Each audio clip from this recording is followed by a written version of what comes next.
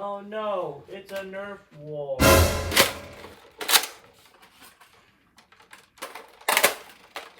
Time to deploy.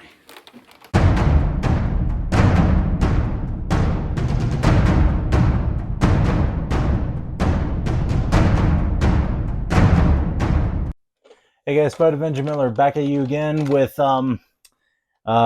my boy Coop772's least favorite blaster. I would have done his favorite blaster, but I had already reviewed and I don't have another Strife. So I guess I thought I would do this video to a little bit honor him, but unfortunately it's of his least favorite blaster. But external overview, starting up at the front, there is a barrel attachment point, so you can attach a barrel. And it works with, I'm pretty sure, every single barrel. This one actually does make it kind of look pretty cool. But, yeah. And, of course, down below we do have the priming handle to prime. You do that. The prime strength is pretty light. The blaster is a weak blaster, so it's not going to perform very well. And the priming handle itself, it's a little awkward, because it's a little awkward to try to get a good hold of it.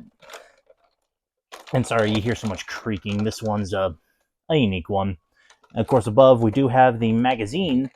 To remove the magazine, you got to prime it back, strike the magazine, release under here. Yeah, very iffy one. I have currently an 18-round stick mag in here, but I believe this came with a 6-round magazine. But what's cool is that this well actually does have a laser, but we don't have batteries in here because I got this from a buddy. So if you flick on the switch, it'll give a little bit of red dot sight. And then, of course, the whole gimmick of this blaster is that it can deploy. So, up here is how you would release it all, but this can pivot up into a position of standard, and then, of course, the stock can push in to make this thing like a little case. And then, of course, when you're ready for battle, you just press this button, and yeah. But overall, it's pretty fun. And then, of course, up above, we do have a carry handle, like I said, but it also has a tech rail, so if you want to put any kind of a scope on here, you can, but I don't really see the point of it. And then, of course, this does actually have a little scope that leads into kind of a little bit of an iron sight, and the picture is actually pretty good, and I could say this one is actually pretty good, but you would definitely have to smash your face into it, or if you want to, you can hold that like this, kind of like a pistol. And that's not bad. Down to the trigger pull is actually pretty nice, and the feel of it releasing is actually pretty cool, just because it actually gets a nice thud. But the blaster does not have slam fire. However, it doesn't also have a trigger lock, so if you hold down the trigger and you try to prime it, it just doesn't catch. Which in Nerf's case, that can lead to a jam. But then, of course, for high-powered velocity blasters like the Nexus Pro, Max Striker, and all that, it helps you to deprime the blaster so you don't have to dry fire it.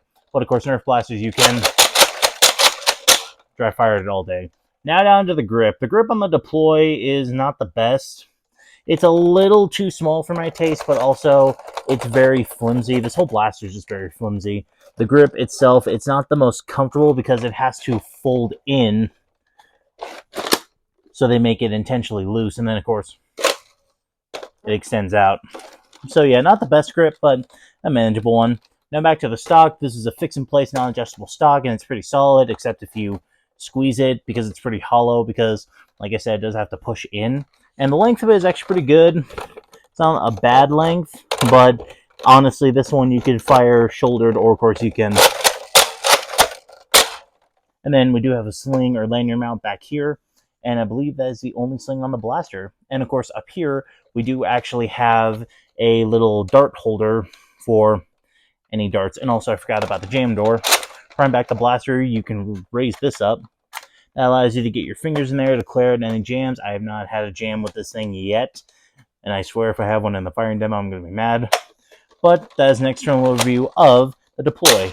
Now I'll show you it firing. Starting off with elite darts.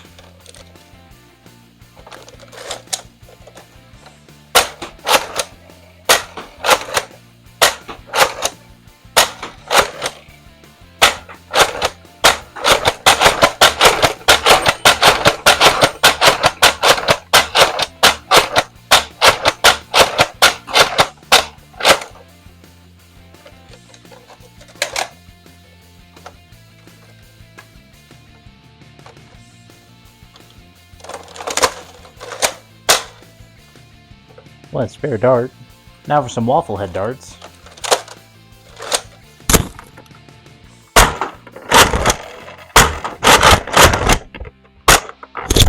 Ooh.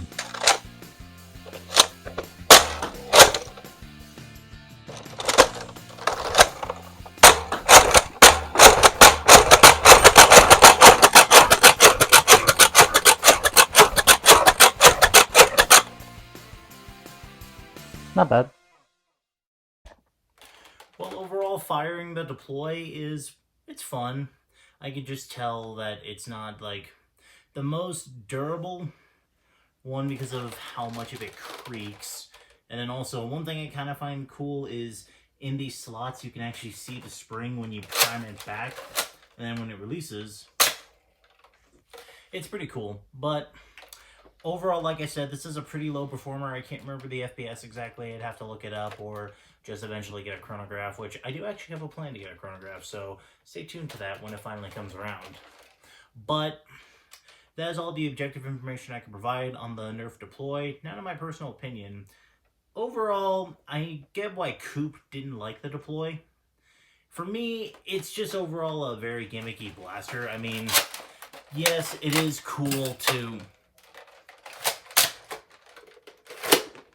have something like this. You could just carry it around for fun. And then, of course, like I did the joke at the beginning, like, you're always ready for a Nerf works. Technically, you have a suitcase that can turn into a Nerf blaster. But overall, it's just a total gimmick. Now, gimmicky blasters are not always, like, they're fun, but battle effective? Not really. This one, you could probably wield in a battle for a while.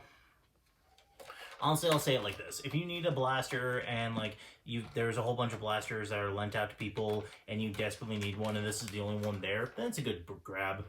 But there's overall a lot of other better pump action springers that do what this thing does, but with a little better performance. But I'm not trying to give, like, a bad review, but I get why Coop didn't like this thing. But it's overall, it's a fun blaster. Like, it's fun whipping it out as a suitcase, and then, of course, yeah, but overall, I wouldn't really recommend you go out and get this over, like, say, an Alpha Trooper, a Retaliator, or anything like that. But if you just want to have fun, this is a good pick.